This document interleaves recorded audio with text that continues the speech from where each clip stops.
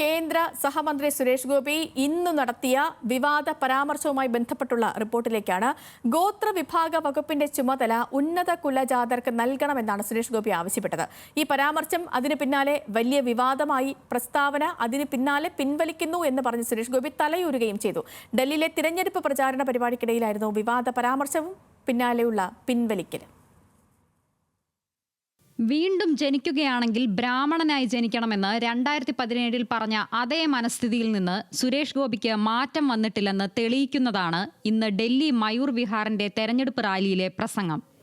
ഗോത്രവിഭാഗം വകുപ്പ് ഉന്നത കുലജാതരായ ആരെങ്കിലും കൈകാര്യം ചെയ്യുന്നതാണ് നല്ലതെന്നായിരുന്നു പരാമർശം. ഉന്നത കുലജാതർ ആദിവാസി വകുപ്പിന്റെ ചുമതലയിൽ വന്നാൽ ആദിവാസി മേഖലയിൽ പുരോഗതി ഉണ്ടാകുമെന്നും ഗോത്രവിഭാഗങ്ങളുടെ കാര്യം ബ്രാഹ്മണനോ നായിഡുവോ നോക്കണമെന്നും കേന്ദ്രമന്ത്രി വിശദീകരിച്ചു. ഞാൻ 2016 MP ആയ ആ കാലഘട്ടം തൊട്ട് ഞാൻ മോദിജിയോട് ആവശ്യപ്പെടുന്നുണ്ട്, എനിക്ക് സിവിൽ ഏവിയേഷൻ വേണ്ട, എനിക്ക് ട്രൈബൽ തരും. അപ്പൊ നമ്മുടെ ഒരു നാട്ടിലെ മറ്റൊരു ശാപമാണ്, ഒരു ട്രൈബൽ ക്യാബിനറ്റ് മന്ത്രി ഒരിക്കലും ട്രൈബൽ അല്ലാത്തയാളാവുകയില്ല.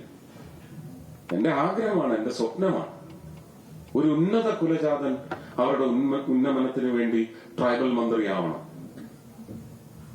ഒരു ട്രൈബൽ മന്ത്രിയാവാൻ ഒരാളുണ്ടെങ്കിൽ അദ്ദേഹത്തെ മുന്നോക്ക ജാതികളുടെയൊക്കെ ഉന്നമനത്തിന് വേണ്ടിയുള്ള മന്ത്രിയാക്കണം.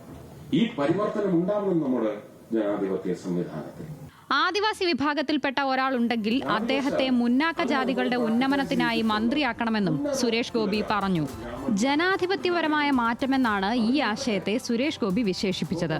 എന്നാൽ കേന്ദ്രമന്ത്രിയുടെ ഉള്ളിൽ ഉറങ്ങിക്കിടക്കുന്ന വർണ്ണവിവേചനത്തിന്റെ പ്രതിഫലനമാണ് പരാമർശമെന്നായിരുന്നു വിമർശനങ്ങൾ. അത്തരം വിവാദ പരാമർശങ്ങൾ ഒഴിവാക്കേണ്ടതാണ്. ഏത് മന്ത്രിസ്ഥാനത്തും കിട്ടിയാലും ആ മന്ത്രിസ്ഥാനം ഉപയോഗിച്ച് കേരളത്തിന് നേട്ടങ്ങൾ ഉണ്ടാക്കുക, കേരളത്തിലെ ജനങ്ങൾക്ക് പ്രയോജനം ഉണ്ടാക്കുക എന്നുള്ളതാണ് ഒരു മന്ത്രി ശ്രമിക്കേണ്ടത്. ആദിവാസികളെയും സ്ത്രീകളെയും വിധവകളെയും ഒന്നും എവിടെയും പുറത്ത് കാണിച്ചുകൂടാ, അവിടെയെല്ലാം ഒഴിവാക്കണം എന്നൊരാശയത്തിൻ്റെ പുറകെ പോകുന്ന പാർട്ടിയാണ് BJP. ആ BJPയുടെ ഒരു സഹമന്ത്രി ഇങ്ങനെ പറഞ്ഞാൽ ഞാൻ പറയും, മുമ്പേ ഗമിക്കുന്ന ഗോപുതൻ്റെ മുമ്പേ ഗമിക്കുന്നു ബഹുഗോക്കളെല്ലാം. മോദി ചൂണ്ടിക്കാണിച്ചു കൊടുത്ത അതേ വഴിയിൽ കൂടി സുരേഷ് ഗോപിയും ഇപ്പോൾ പോകുന്നു. പരാമർശം വിവാദമായതോടെ മറ്റൊരു തെരഞ്ഞെടുപ്പ് റാലിയിൽ പരാമർശം പിൻവലിക്കുന്നതായി കേന്ദ്ര സഹമന്ത്രി പറഞ്ഞു. തന്റെ പരാമർശം വളച്ചൊടിച്ചെന്നാണ് സുരേഷ് ഗോപിയുടെ വാദം.